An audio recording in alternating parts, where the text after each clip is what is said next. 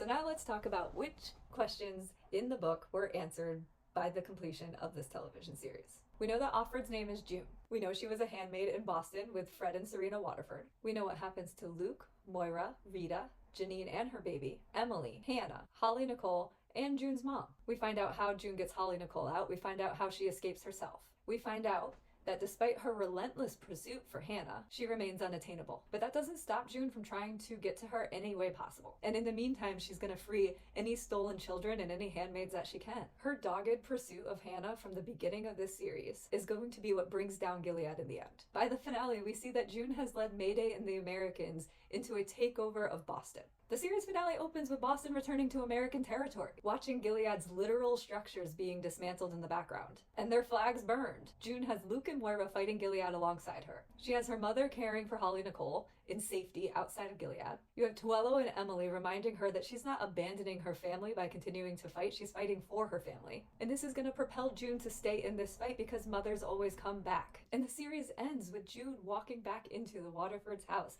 as a free woman on American soil to record her story so that even if she never gets to Hannah, at least Hannah will know she never stopped trying. And even if Hannah never hears her story, somebody will. And it's not a broken and limping story, it's a story about perseverance and enduring love against insurmountable forces. And as she clicks record and starts to tell her story, you realize that this entire show has been her story from the start. So if you want to know how she feels about Nick, or Lydia, or Luke, or Serena, or Moira, or Janine, or Gilead, or Hannah, any closure you're seeking, you've already gotten. The finale just tied the most elaborate and ornate bow on a well thought out and well written gift of a show. And all people can say is, how come she didn't get Hannah back? It feels like it's a bridge to the Testaments. How does this not feel like complete closure on the Handmaid's Tale? The Testaments is going to be something different.